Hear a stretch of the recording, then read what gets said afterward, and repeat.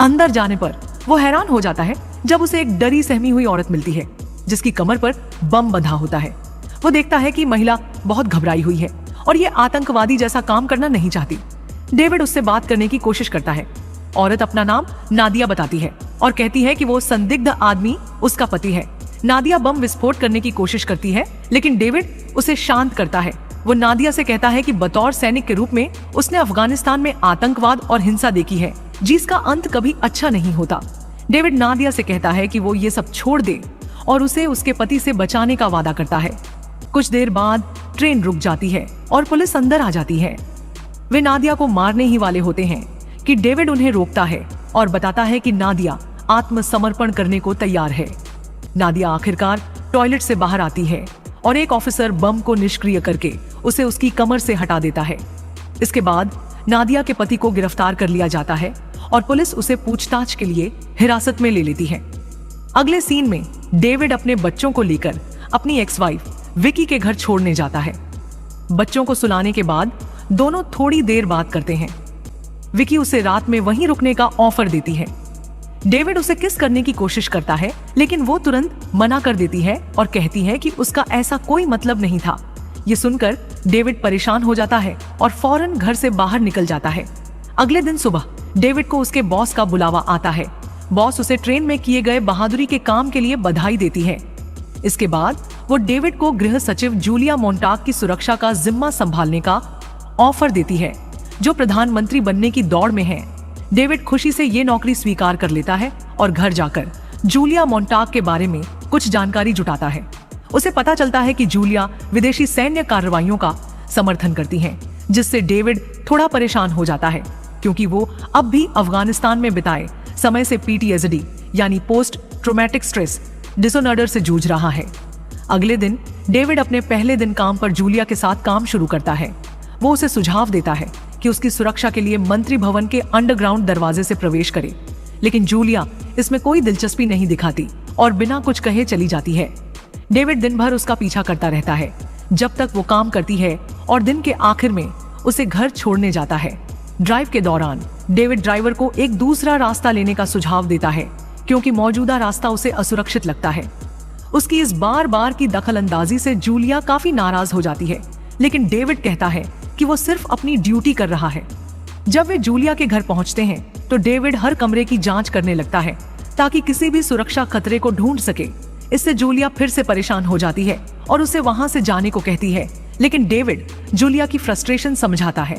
कुछ समय बाद जूलिया डेविड की रिपोर्ट पढ़ती है और उससे पता चलता है कि डेविड वही आदमी है जिसने ट्रेन बम धमाके की घटना को सफलतापूर्वक रोका था। ये जानकर वो उसके प्रति नरम हो जाती है और अपने पिछले व्यवहार के लिए माफी मांगती है। डेविड भी इसे ज्यादा तूल नहीं देता और वे हाथ मिलाकर मामले को खत्म कर देते हैं। अगले दिन जूलिया एक इंटरव्यू के लिए तैयार हो रही होती है, तभी उसकी सहायक गलती से उस पर कॉफी गिरा देती है।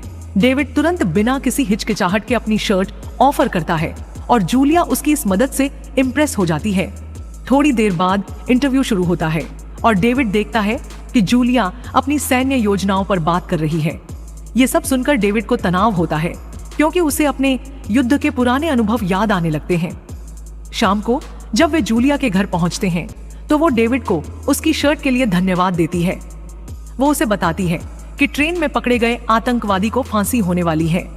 जब डेविड नादिया के बारे में पूछता है तो जूलिया बताती है कि नादिया ने अभी तक कुछ नहीं कहा है और वो अब भी डरी हुई है।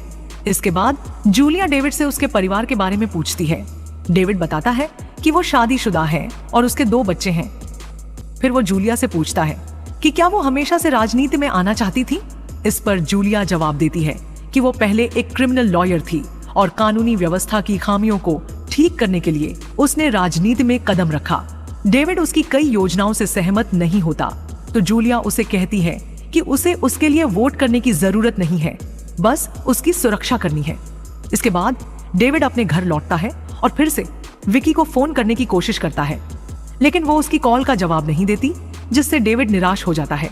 अगले दिन वो विकी से मिलने की उम्मीद से जाता है, सोचता है शायद वे सुलह कर लें, लेकिन विकी उसे चौंकाते हुए बताती है कि उसने किसी नए व्यक्ति से मिलना शुरू कर दिया है। ये सुनकर डेविड दुखी हो जाता है और उससे अनुरोध करता है कि अभी तलाक न ले। वो कहता है कि अगर उसे कुछ हो जाता है तो विकी उसकी पेंशन हासिल कर सकेगी, बशर्ते वे कानूनी रूप से अभी भी शादीशुदा हों। अगले दृश्य में डेविड अपने पुराने दोस्त एंडी से मिलता है, जिसके साथ वो सेना में ड्यूटी कर चुका था। एंडी का चेहरा ड्यूटी के दौरान हुए हादसे में बुरी तरह घायल हो गया था और वो मानसिक रूप से भी काफी आहत है। जब एंडी को पता चलता है कि डेविड गृह सचिव के लिए काम कर रहा है तो वो निराश हो जाता है। वो डेविड को ताने मारते हुए कहता है कि वो उन्हीं नेताओं के लिए काम कर रहा है जिन्होंने उन्हें युद्ध में मरने के लिए भेजा और उनके कई साथियों की मौत का कारण बने। डेविड को एहसास होता है कि एंडी सही कह रहा है, लेकिन वो कुछ नहीं कहता। अगली सुबह डेविड अपने बच्चों को स्कूल छोड़ने जाता है। पता चलता है कि उसका बेटा मेंटल ग्रोथ की समस्या से जूझ रहा है, जिस वजह से दूसरे बच्चे उसे लगातार तंग करते हैं। उसका बेटा स्कूल जाने से मना कर देता है, लेकिन डेविड उसे हिम्मत देता है कि वो उन बदमाशों का सामना करे और प्रिंसिपल को उनकी शिकायत करे। कोई और चॉइस न होने पर लड़का न चाहते हुए भी फिर से स्कूल के अंदर चला जाता है। बाद में जूलिया और डेविड काम के लिए जा रहे होते हैं जब डेविड को अपनी पूर्व पत्नी विकी से बार बार कॉल आने लगती हैं। शुरू में वो कॉल्स को नजरअंदाज करता है, लेकिन जब कॉल्स लगातार आती रहती हैं तो जूलिया उसे फोन उठाने के लिए कहती है। विकी उसे बताती है कि उनके बेटे के लिए जिस स्पेशल स्कूल में उन्होंने अप्लाई किया था वहां उसकी जगह नहीं मिली। वो बहुत परेशान है, लेकिन डेविड उसे भरोसा देता है कि वे किसी और खास स्कूल का इंतजाम कर लेंगे। फिर डेविड कहता है कि वो काम पर है और फोन रख देता है। जब वे अपने लोकेशन पर पहुंचते हैं तो डेविड जूलिया से पर्सनल कॉल लेने के लिए माफी मांगता है, लेकिन जूलिया को इससे कोई परेशानी नहीं होती। ऑफिस में जूलिया एक शख्स से मिलती है जो उसे एक संभावित आतंकवादी हमले के बारे में बताता है, जो कि एक स्कूल पर होने वाला है। वो आदमी बताता है कि ये वही स्कूल है जहां डेविड के बच्चे पढ़ते हैं। ये सुनकर जूलिया चौंक जाती है। उन्हें शक है कि ये हमला डेविड के ट्रेन पर हुए आतंकवादी हमले को रोकने के प्रयास का बदला हो सकता है।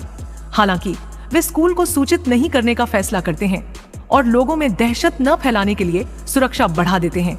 अगली सुबह बच्चे स्कूल में खेल रहे होते हैं, तभी आतंकवादी एक सफेद वैन में आकर हमला करने की तैयारी करते हैं।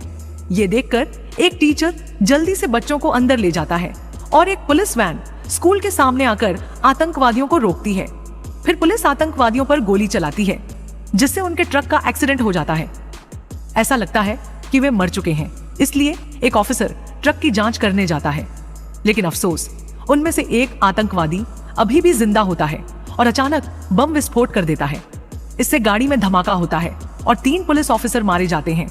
बाद में जब डेविड इस हमले के बारे पता चलता है तो वो तुरंत विकी को कॉल करता है और राहत की सांस लेता है जब उसे पता चलता है कि उनके बच्चे सुरक्षित हैं।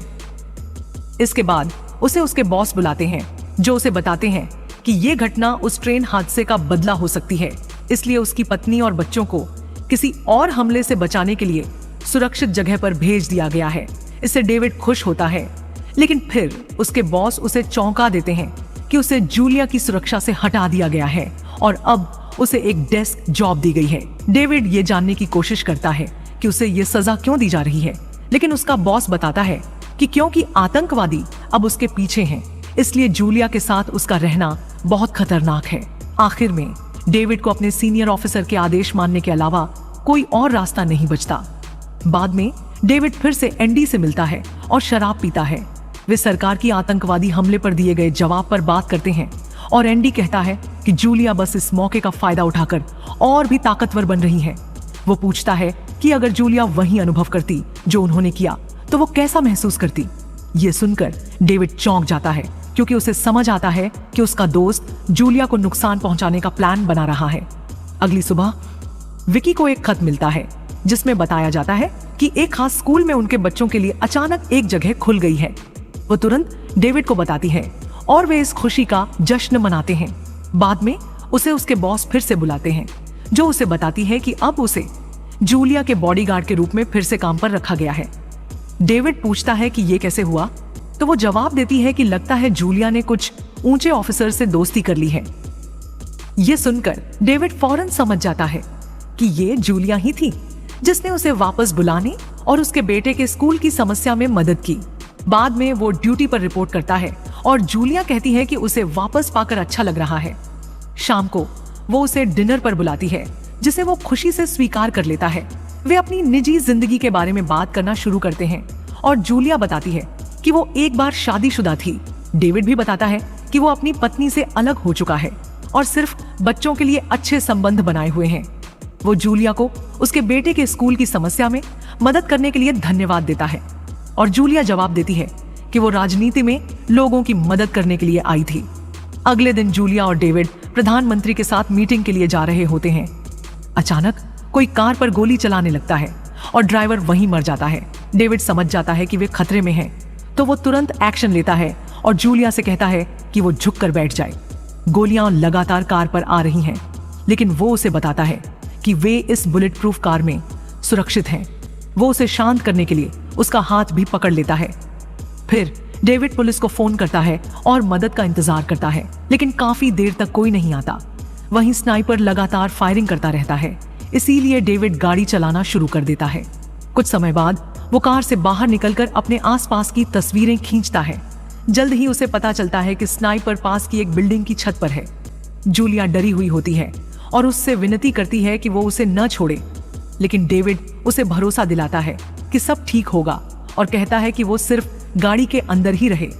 कुछ देर बाद वो बिल्डिंग में जाता है और छत की तरफ बढ़ता है। उसे पता चलता है कि स्नाइपर उसका पुराना साथी एंडी है। एंडी कहता है कि अब बहुत देर हो चुकी है और वो डेविड से कहता है कि उसे जूलिया की हत्या करनी है। डेविड उसे आत्मसमर्पण करने के लिए कहता है, लेकिन एंडी खुद को गोली मार लेता है। इस घटना के बाद जूलिया की सुरक्षा के लिए उसे एक होटल में ले जाया जाता है। जब डेविड उससे मिलने जाता है तो वो अभी भी डरी और सदमे में होती है। वो रोती रहती है, लेकिन डेविड उसे बताता है कि वो अब सुरक्षित है। जब उनके हाथ एक दूसरे को छूते हैं तो जूलिया कहती है कि वो कोई रानी नहीं है और डेविड उसे छू सकता है। फिर डेविड उसे गले लगाता है और उसे शांत करने की कोशिश करता है। इस इमोशनल मोमेंट में वे अचानक एक दूसरे को चूम लेते हैं और फिर शारीरिक संबंध बना लेते हैं। अगले दिन डेविड अपने बॉस से मिलता है, जो उसके साहस के लिए उसकी सराहना करती है और उसे अवार्ड के लिए सिफारिश करने की बात करती है। बॉस ये भी जानना चाहती है कि जूलिया पिछले कुछ दिनों में किससे मिल रही थी और उसके सीक्रेट प्लान्स क्या हैं। डेविड को ये पसंद नहीं आता और कहता है कि वो ये जानकारी नहीं दे सकता, लेकिन बॉस बताती है कि जूलिया एक खतरनाक पॉलिटिशियन है और उसे किसी भी हाल में रोका जाना चाहिए। वो ये भी कहती है कि जूलिया को स्कूल पर हमले के बारे में पहले से पता था, लेकिन उसने डेविड को नहीं बताया, जबकि वो जानती थी कि उसके बच्चे वहीं पढ़ते हैं। ये सुनकर डेविड चौंक जाता है और उसे समझ नहीं आता कि क्या कहे, और यहीं पर फिल्म खत्म होती है।